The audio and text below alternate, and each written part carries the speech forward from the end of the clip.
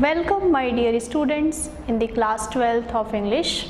I am Rashmi, lecturer AD Government Consider College Gorakhpur, and I am here to teach you a new poem. The name of the poem is A Lament by Percy Bysshe Shelley. He is commonly known as P.B. Shelley, and he is considered to be a very great revolutionary poet of his age. Dear children, look at the word lament. First of all, we will try to understand the concept of lament. Lament, the literal meaning of lament is to grieve about something. Now, the lament, the condition of lament can be imagined with the example of a balloon. When we puff the air in balloon and we have excess air in a balloon, what happens at that time? It gets outburst. In the same way, there is the condition of our heart. When it is filled with sorrowful emotions and there is an excess of sorrowful emotions, our heart also gets outburst. So we can say that the lament is the outburst of sorrowful emotions. Now I hope you must have understood the theme of the lament, and you can now imagine very easily that in this poem, A Lament, we have to ponder over a very gloomy atmosphere. Before we go for the poem A Lament, let's have the objectives of the poem. What are we going to learn today? The first thing, to analyze the theme of the poem. We have to understand that what does P.B. Shelley want to deliver? What is the actual theme? What is the mental status of the person who has written this poem? Second, to be familiar with the difficult words. As we read this stanza, we find certain difficult words, and to know the meaning of those difficult words will be quite helpful we can enhance the vocabulary treasure. Third, to know the central idea of the poem. It is also very essential to know about the central theme of the poem. Fourth, to know the explanation of the poem. As we read this stanza, we find the portion that we don't understand the poem unless we analyze the entire stanza. So in this way we can say that we will here try to know the explanation of the poem. To get into the spirit of the poem, it is also very essential that as I have told you that the entire poem is written in a very gloomy atmosphere. So we will feel a kind of gloom or melancholic state of mind in this poem. So as we get into the spirit of the poem, we'll be able to understand the feeling. Now come to the poet. You must have curiosity to know about P.B. Shelley. As I told you that he was a very great poet, let's have a quick and brief knowledge about this great persona. P.B. Shelley is considered to be a great revolutionary poet of Romantic age.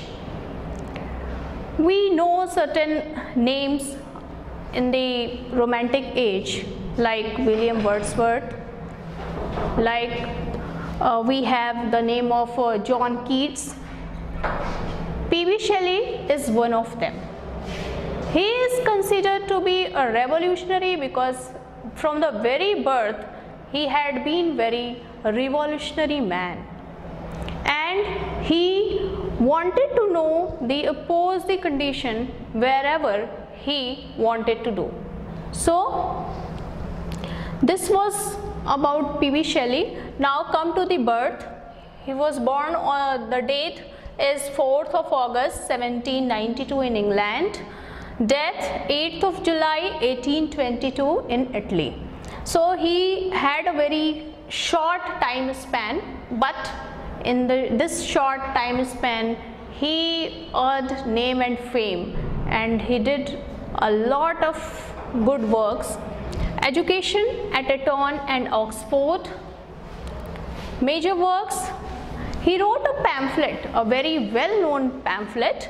The name of the pamphlet is The Necessity of Atheism.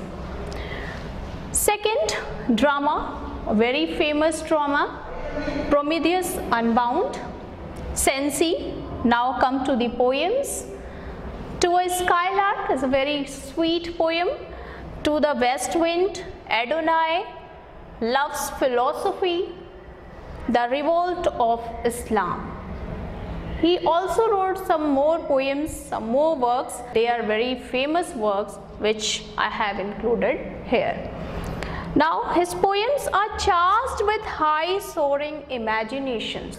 So imagination plays a very prominent role in his poetry. So this was a brief knowledge about the P.B. Shelley. Now come to the poem. Before we start the poem, let's have a very brief knowledge about the poem too. First of all, this is the short lyric. What is lyric? Lyric is a short poem. The length is quite short and it is supposed to be sung in the accompaniment of any musical instrument.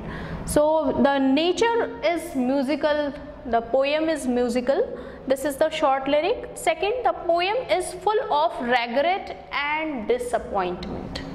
In the entire poem, we see the same feeling of regret and disappointment.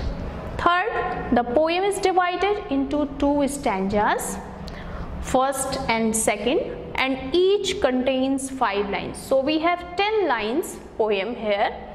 Stanza 1, he does not see the bright side of his future, and in the stanza 2, he is disappointed that his happy days will never come back. So this was the brief knowledge about the poem. Now come to the text. This is the stanza 1. As I told you that there are 5 lines. So here we have, O world, O life, O time, on whose last steps I climb, trembling at that where I had stood before. When will return the glory of your prime? No more, oh, nevermore. So this is the poem. Now come to the difficult words and meaning. Trembling, to shake with fear. Glory, as you know, the fame. Prime, young stage. Here it means young stage. Now come to the explanation section, and now I am going to explain this poem. Before I start the poem, let me tell you one thing, that the entire poem is written in a very gloomy, very pessimistic atmosphere. So you don't find a ray of hope anywhere in the poem. He addresses the world, life and time, the world in which he had been living, the life which he had loved too much, and the time, the unforgettable time. So he addresses these 3 segments, O world, O life, O time. So you can find here the sign of repentance, the sign of regret. The poet is missing the world, the life and the time which he had once, on whose last steps I climb. Let me tell you one thing more, that after a year of this piece of writing, he died.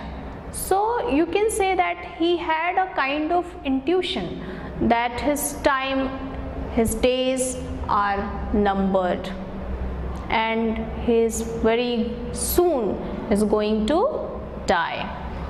On whose last steps I climb means I am standing at the very last stage of my life. He imagines that there is a ladder and he is at the last step of the ladder. Now there is no life. Means the death is approaching to him. Trembling, he is shivering. He is shivering with fear that his days are numbered and now he has to live this beautiful world. At that where I had stood before, when will return the glory of your prime? He is standing at that step and is thinking in the past. He is thinking about his youthful time that was filled with energy, that was filled with enthusiasm, that was filled with a lot of happiness. And he thinks that those happy days will never come again. No more. Suddenly a sound comes that replies to that glory of the prime stage, the glory of the youthful days will never come back, because time and tides wait for none.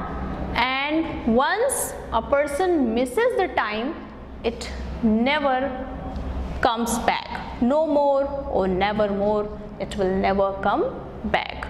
So you can see that in this stanza, the poet feels regret, he feels repentance, and he thinks that the time which he lived is not going to get him back.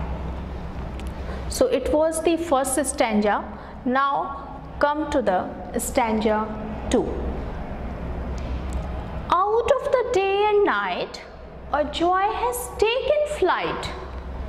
Fresh spring and summer and winter hoar move my faint heart with grief, but with delight no more, oh nevermore.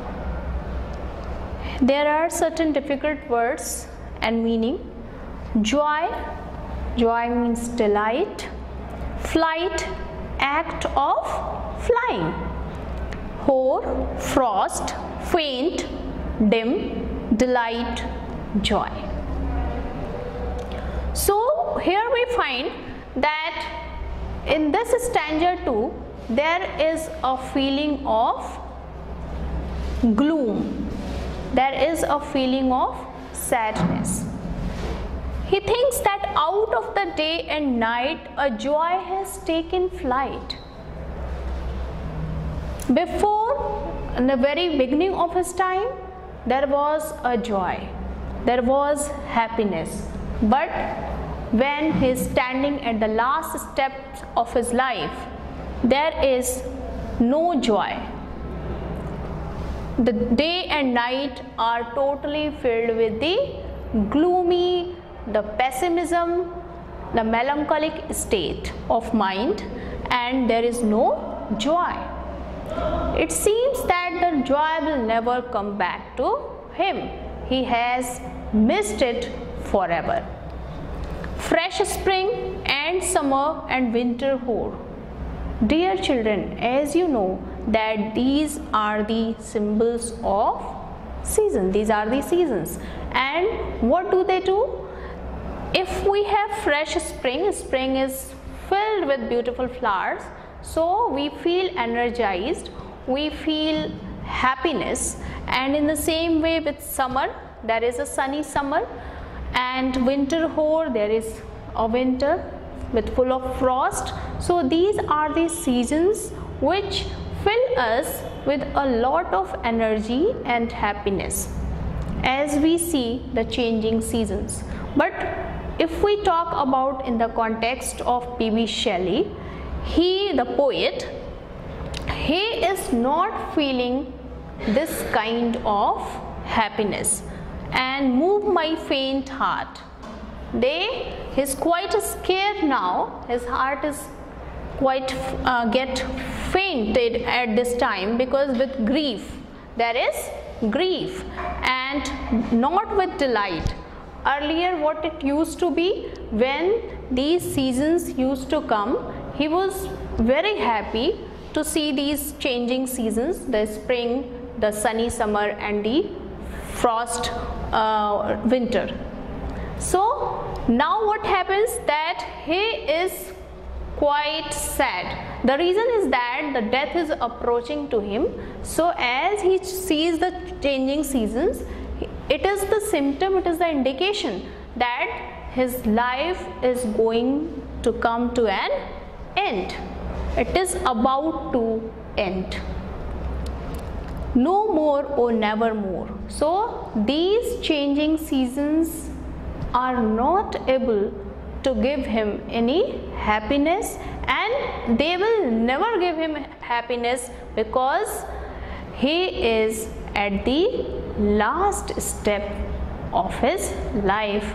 Now there is no hope, there is no liveliness, and because he has to die now.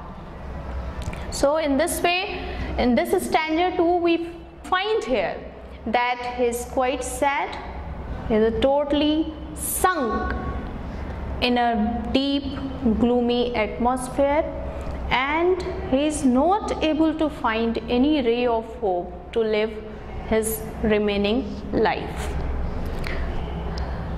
Now I must tell you one thing, that when we start explaining any stanza, so we have to mention the reference, the context and the explanation. You can add comments too.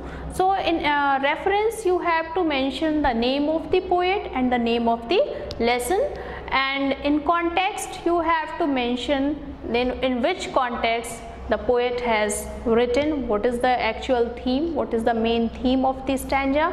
And in explanation, as I have explained it to you, you can explain in this manner. You can add comments about the language. You can say the language is very simple, straightforward, the tone is very melancholic.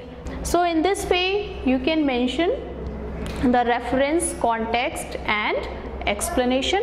Now come to the very important segment, that is the central idea. A Lament is a pathetic poem composed by Percy Bysshe Shelley. Pathetic means sorrowful poem.